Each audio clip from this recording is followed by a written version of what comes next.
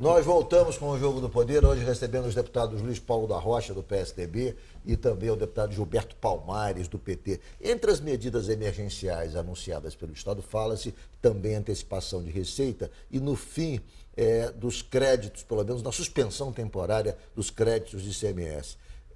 Essas medidas, assim, elas podem ter peso, digamos, para nos adiar por algum tempo, digamos, a paralisia absoluta e completa do aparelho estatal do Rio, deputado Luiz Paulo? Olha, a intenção do governo é que essas medidas possam suprir essa lacuna de prazo até ser aprovado o ajuste fiscal, que acham eles que será de 60 dias. A medida da antecipação da receita do ICMS é possível no regime de substituição tributária. Por quê? Na substituição tributária, você paga o ICMS antes de vender o produto. Sim. Então, é possível legalmente. Sem ser no regime da substituição, não pode. Como ele vai antecipar um ICMS se ele ainda não vendeu o produto? Mas como 95% dos produtos hoje estão dentro do regime da substituição tributária, daria. E estabelecer, evidentemente, um desconto para você querer se antecipar. Eu acho que esse é um mecanismo interessante que pode ter solução de curto prazo. E o outro de curto prazo também seria você antecipar a licitação, né, da venda, da manipulação das contas dos funcionários públicos do Poder Executivo. A licitação do que banco hoje que vai está com operar as contas do governo. Hoje está com o Bradesco e vence em novembro. Isso que peso teria, deputado? Eu quero dizer com sinceridade, acho que todas essas medidas, ou algumas delas, elas certamente terão, se implementadas, algum peso, mas eu, sinceramente, não acredito.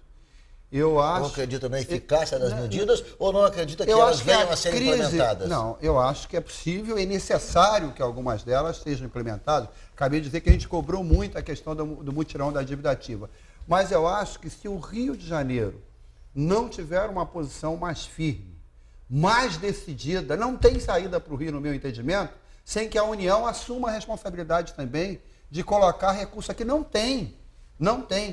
Então, e eu não vejo de parte do governo do Estado do Rio de Janeiro, eu acho que nós mesmos, como deputados, ainda revelamos uma certa timidez em colocar isso de forma mais explícita e mobilizar a população. O deputado Luiz Paulo mesmo falou aqui de algumas medidas que não é nenhum paternalismo. A questão da compensação da Lei Candir, ele mesmo fala, volta e meia, com correção lá, que a forma como estão pagando o royalty, a participação especial do petróleo, pela qualidade do petróleo que é errada, pago por baixo. Então a gente tem que dizer de forma clara para a população do Rio de Janeiro e para o Brasil que essa postura do governo federal de colocar o pé no pescoço do governo do Rio de Janeiro e da população, a gente não pode. São paliativos, são coisas que podem minorar, mas se você quer encontrar a saída pela crise, a União tem que, ao invés de estar simplesmente cobrando, querendo apertar o pescoço, implementando o seu projeto, aproveitando a crise econômica do Rio de Janeiro, ela tem que aportar recursos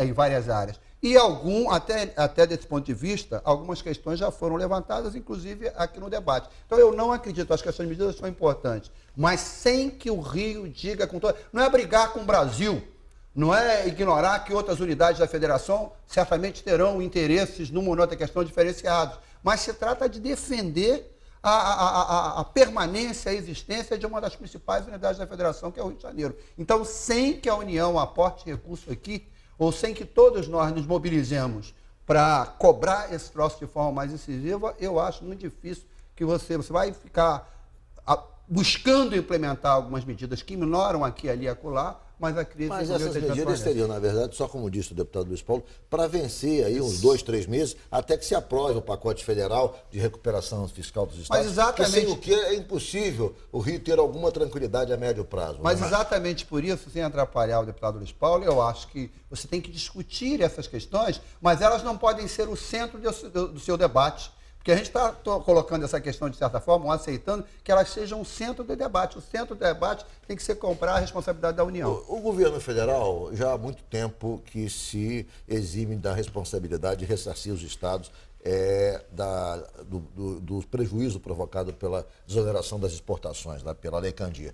Eu me lembro que no governo da governadora Rosinha, eu na época era secretário, e fui a Brasília acompanhando ela, eu era secretário de comunicação, numa reunião na Secretaria da Receita Federal, exatamente com esse mesmo objetivo, com esse mesmo propósito. O procurador era o Conte? Exatamente, procurador Conte. E se fez, quer dizer, demandas de toda sorte para que se obtivesse um avanço nesse campo, e também havia resistência desde aquela época para você ressarcir os estados, o que é absolutamente justo. Talvez se nós estivéssemos nos mobilizando com força desde aquela época, essa coisa estivesse num outro patamar. Agora continua da mesma maneira, o governo federal ignora essa responsabilidade dele diante dos estados que são exportadores, como é o caso do Rio de Janeiro, né? Eu acho que com o Rio de Janeiro, o governo federal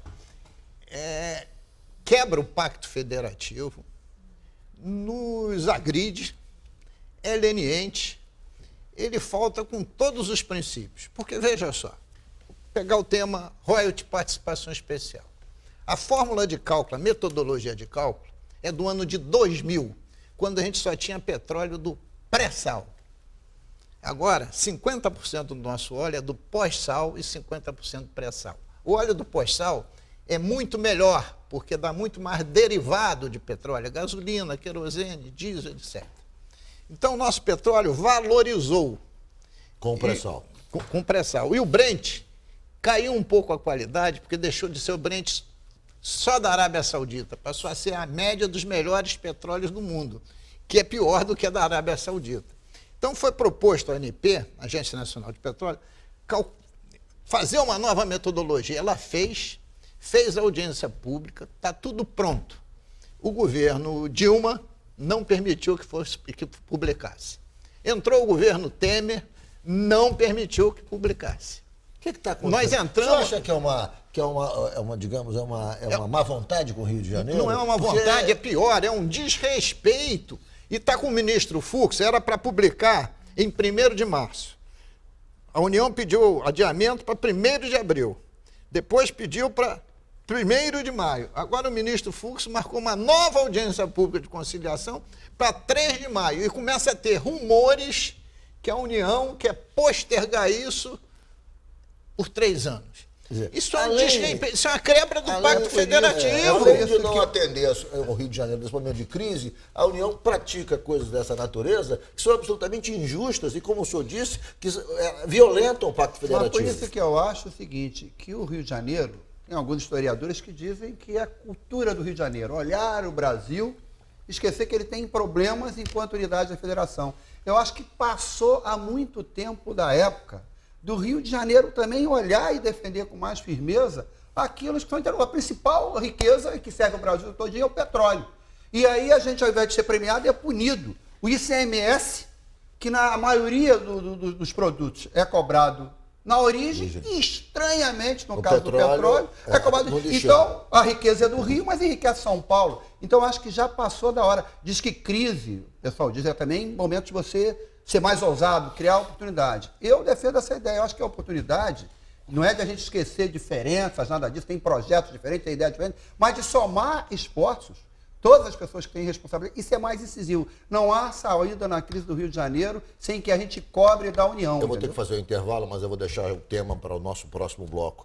No próximo bloco, eu queria saber se começa a se falar de maneira recorrente da possibilidade da Assembleia aprovar o impeachment do governador Pezão. Isso seria factível? Isso, digamos, é algo que está muito próximo de acontecer? Ou essa é uma especulação só da oposição ao governo do Estado? Nós vamos discutir isso no próximo bloco.